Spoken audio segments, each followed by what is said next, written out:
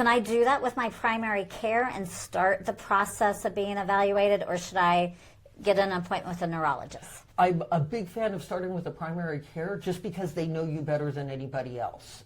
Ideally, you know, they'll do the same things that I would do after talking to you. Look, especially looking at medications, it is so easy to add medicines on and it's very hard to take them off. And it's just like, oh, you've been on this thing which is sedating for years. Let's start by taking you off of that. But also, they can order an imaging study to make certain that there isn't anything else going on. You're not having little strokes. You're not having there are benign tumors that can occur in our brain, but if they start growing, they can cause problems. You want to find out what's happening that way. You want blood work because B12, thyroid, if those are off, those can cause problems. But also, if your kidney function is off, if your liver function is off, that can cause issues too. And those are all good things that the primary care can do, and many times before I get a referral, that's already been done. But and also doing the cognitive screen, yes, sometimes primary care providers do that, sometimes not. Part of it depends on how much time they have. I mean, these poor doctors, they have 15 minutes to figure out what's happening with your blood pressure, with your diabetes, and with your heart issues, and then try to figure out memory on top of it. They might not have the time, and they might say, hey, let's get you to an expert. Or you might say, I don't know if my doctor quite understood my concern about this. I want to see an expert. So they might refer you, or you might ask for a referral. I would really like to know more about this. Could you please send me to a neurologist?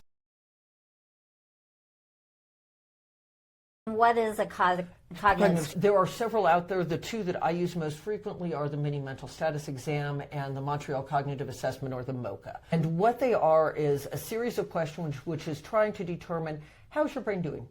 Can you answer questions about the day, the year, the state? Can you remember a certain series of words? Depending on the screen, can you identify things? Can you repeat things? So it's just trying to get a lovely, quick snapshot, is how I describe it, of the brain. But as I remind people, you can be smiling in a picture, you can be frowning in a picture, your head can be turned. That doesn't tell the whole story. Well, so I'm not good at math? And I know for some of those, you start at 100 and count backwards by 7. I mean, I'm lost by the time I hit 80s.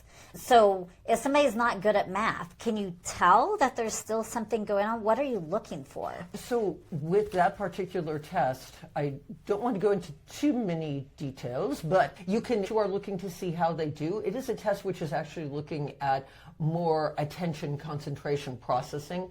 And so even if you don't give the right answer, you still are probably doing better on it than you think. I have people that are just, oh, I can't do it, I can't do math. I'm like, try for me here. Let's do this. And it's always astonishing to me, the people that I have to push the most are the ones who usually do better. If there's a different situation, if I have somebody who English is not their first language, I generally will do math more so than trying to spell a word backwards, because even if somebody is beautifully fluent in English, their brain still prefers that first language. And so I need a little bit more of the social history, how long they've been here, what have they done, so that I get a little bit better idea. But I do have people who they've immigrated not that long ago, they know English, but they prefer Persian, they prefer Spanish, they prefer fill in the blank. Russian is another one that I've gotten. And so even if somebody's translating for me, I still need to try to figure out what's happening, and I might modify the test a little bit to accommodate for that.